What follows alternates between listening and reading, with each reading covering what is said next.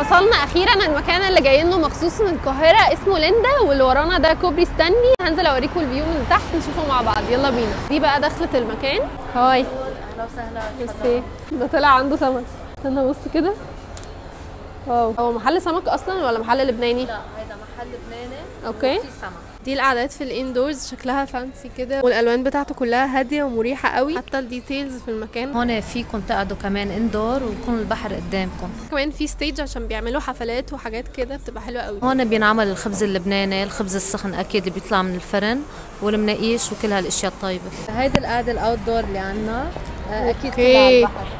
واو، الفيو بجد خطير. ده شط ستانلي وده كوبري ستانلي والبحر قدامكم والسما شكلها تحفه. بعدين المكان واسع قوي وفيه قعدات كتير كلها شايفه البحر، وكمان عندهم دفايات عشان زي ما انتم عارفين اسكندريه بتبقى برد قوي. بصوا، هي دي اول حاجه نزلوها لنا، نزلوا لنا لب بقى وسوداني. في ويلكم تيبل بتنزل لكل الجيستس اول ما بيدخلوا المكان. بصوا هم شرحوا لنا المنيو. هو نص المنيو الاولاني ابيتايزرز بقى واطباق ومشويات وكده، النص الثاني حاجه اسمها فورمولا، ودي اللي احنا هنطلبها النهارده. في منها فراخ ولحمه وفي منها فطار وفي منها سمك. اول حاجه دي الفورمولا اللي بتكون لحمه وفراخ، في واحده بتكفي من 3 ل 4 اشخاص، دي بيكون فيها 25 صنف. احنا ما خدناش دي، احنا خدنا دي بتكفي 5 اشخاص، سعر الفرد 350 جنيه وفيها 35 ايتم. هما لسه بينزلوا في الحاجه والترابيزه اصلا اتملت. انا مش عارفه هناكل كل الاكل ده ازاي، عارفه ابص الفيو ولا اكل عشان ريحه الاكل تحفه. بس انا هبدا اول حاجه بده. ده طبق سجق، اول حاجه ادتني الصراحه عشان ده اول حاجه نزلت وريحتها طلعت. يلا بينا ندوس.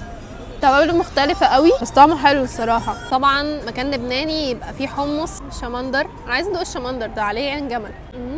بحبه عشان بيكون مسكر كده شوية، طعمه حلو قوي. بص، احنا مش هنقعد بقى ننده ونسأله على كل حاجة، احنا نجرب وندوق ونشوف الطعم هيطلع معانا ايه. لبنه تحفه.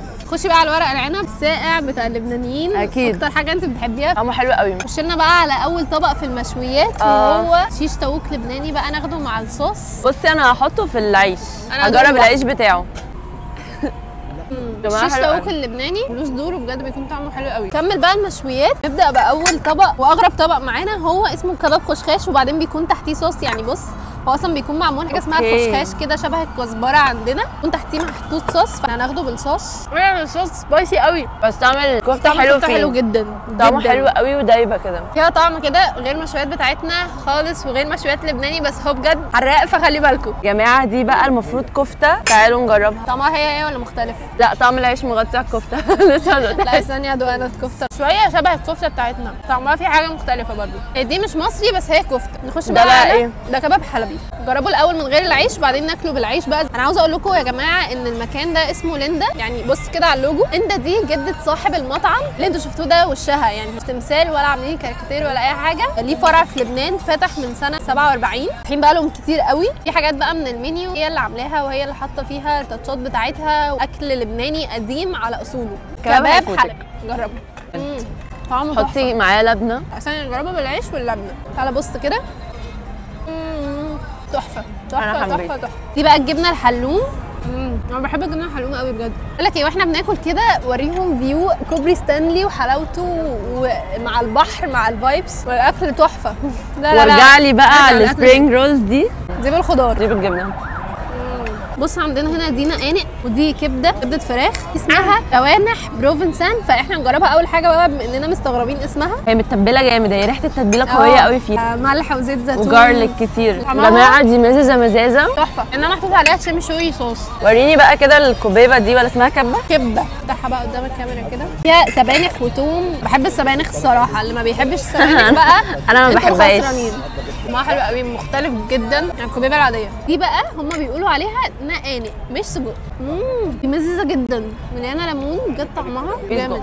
دي كبده فراخ بدبس الرمان، انا ماليش فيها قوي بس يعني حاسه ان هي مغرقه دبس رمان. هي غرقانه، حاسه الصوص هيغطي عليها كده. لا والله حلوه. طعم دبس الرمان بجد مخليها تحفه، هم مكترينه قوي فجامد. دي كبده بقى، بس دي بقى شكلها كده اللي باللحمه المفرومه. هي اصلا مش مصري، هي بتاعتهم، احنا فارقينها يعني. عارفين بقى. دي باللحمه المفرومه والبرغل، يعني مسكره شويه. طعم القرفه فيها حلو، مكترين البصل، وفعلا طعم القرفه باين قوي، جامده جدا. انا فتحت حاجه انا مش عارفه اسمها ايه، دي باللحمه المفرومه. دي اللي هي السمبوسه بتاعتهم، طعمها جامد. السمبوسه بتاعتهم اللي هي بتكون عجينه اصلا مش زينا كده، هي عجينه ومقليه تقريبا، صح؟ طعمها جامد قوي. دي بقى ايه؟ عندي فضول اجربه. شبيهه التتبيله بتاعت السجق. هي اكيد ليها اسم عندهم بس احنا مش عارفين ايه هي. طعمها حلو، طماطم وبصل وفلفل الوان، تقريبا متشوح كده نص تشويحه. طعمه جامد قوي. في فاصوليا معروفه، بحب الفاصوليا الصراحه. حلوه. دي مسقعه بس مسقعه لبناني غالبا. اوكي دي متقطعه من هي جوه. متقطعه بس مش متقطعه جامد، يعني احنا بقى اللي نشيلها كده من البتنجانيه وعليها بقى الخلطه من فوق. شبه المسقعه خالص بس طعمها بجد جامد قوي. انا كده كده بحب البابا غنوج. مدخن جدا. تقريبا ده ده بصل. بصل وعليه حمص. الله طعمه جامد، انا اول مره ادوقه. عجبني قوي. ازاي نسينا اهم ايتم لبناني، بجد. البطاطا الحاره يا جماعه. ازاي سبناك يا غاليه. فتوش وتبوله بقى المفروض نغرفها في الاطباق بس احنا مش قادرين فاحنا هندوقها بس. ثانيه كده. تتبيله جامده. عليها سماق كتير انا واخده بالي. طعمها مزز. نعشق الحاجات المزه عشان كده بنحب الاكل اللبناني. الكوزين اللبناني تحفه يا جماعه في المزازه بجد. تبوله. في تتبوله. بس انا الفتوش عجبتني اكتر، تحفه. ده اخر طبق بقى معانا وهو الركه. جرجير، بنجر وبصل متبل وحاجات كتيره قوي. طعمه لذيذ.